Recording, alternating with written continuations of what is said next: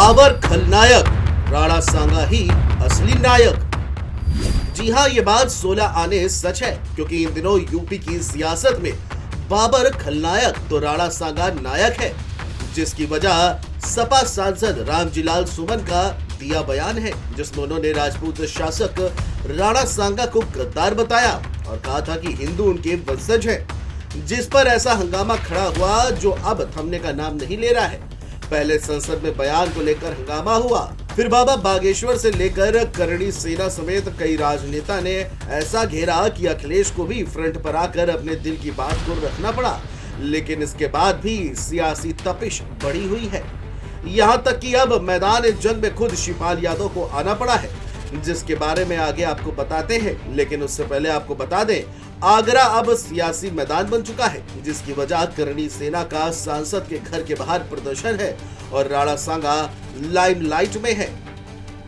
दरअसल सांसद रामजीलाल सुमन के आगरा वाले घर पर करणी सेना के कार्यकर्ताओं ने हमला कर दिया। प्रदर्शनकारियों ने उनके घर में घुसने की कोशिश की, जिसके बाद पुलिस और करणी सेना के बीच जमकर मारपीट हुई। इस झड़प में कई पुलिसकर्मी गंभीर रूप से घायल हो गए। करणी सेना के कार्यकर्ता सुमन के आवाज पर बुलडोजर लेकर पहुंचे, उन्होंने गाड़ियों में तोड़फोड़ की। इसके बाद पुलिस ने भी बल का प्रयोग किया और कार्यकर्ताओं पर जमकर लाठियां भांजी। लेकिन इसके बाद रात तक सभी कार्यकर्ताओं को जमानत पर रिहा कर दिया गया, जिसके बाद कार्यकर्ताओं ने खुली धमकी अब सांसद को दे दी है। हालांकि अब इस मामले में क्रॉस FIR भी दर्ज कराई गई है। खबरों की माने तो सांसद के बेटे ने करणी सेना के कार्यकर्ताओं समेत उनके नेता पर मारपीट, लूटपाट समेत जान से मारने के प्रयास के मामले में थाना हरि पर्वत में 2 केस दर्ज कराए हैं। वहीं अब सपा नेता शिवपाल यादव ने भी इस मामले में सांसद के घर जाकर उनसे मुलाकात की है। लेकिन इसके बाद भी लगातार राणा सांगा पर चर्चा छिड़ी हुई है।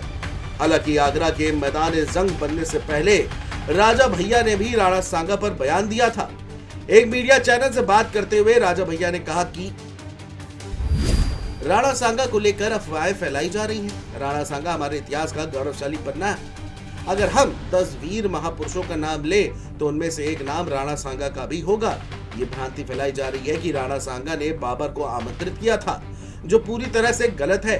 सच्चाई ये है कि बहलोल लोधी, जो पंजाब का गवर्नर था, उसने बाबर को आमंत्रित किया था। इब्राहिम लोधी को राणा सांगा 3 बार युद्ध में हरा चुके थे।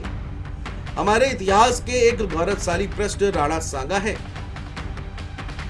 वहीं बाबा बागेश्वर के पीठाधीश्वर पंडित धीरेन्द्र शास्त्री ने भी राणा सांगा पर अपनी बात को रखा। उन्होंने कहा कि राणा सांगा को गलत तरीके से जो लोग प्रस्तुत कर रहे हैं, उन्हें अपनी सोच को सुधारने की आवश्यकता है।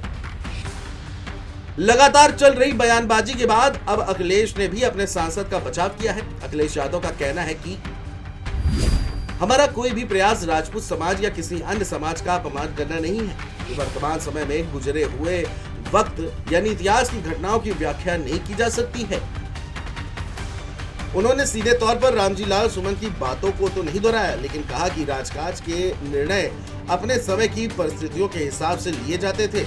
इतना ही नहीं, अखिलेश ने यह भी कहा कि आगरा में मुख्यमंत्री की उपस्थित रहते हुए भी PDA के एक सांसद के घर पर कुछ लोगों ने तोड़फोड़ की।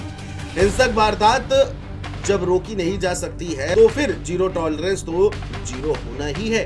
उन्होंने सवाल किया कि क्या मुख्यमंत्री का प्रभाव क्षेत्र दिन पर दिन घट रहा है या फिर आउटगोइंग CM की अब कोई सुन नहीं रहा है। आपको बता दें कि सांसद रामजीलाल सुमन ने फिलहाल इस मामले में माफी मांग ली। का कहना है कि मेरा इरादा किसी की भावनाओं को ठेस पहुंचाने का नहीं था, मैं सभी का सम्मान करता हूं। वहीं इस दौरान उन्होंने बीजेपी को आड़े हाथ लिया और कहा कि बीजेपी को हर जगह हिंदू मुस्लिम ही दिखाई देता है। वो क्षत्रिय नायकों का सम्मान करते हैं और उनका ध्यान बीजेपी की धार्मिक राजनीति पर था।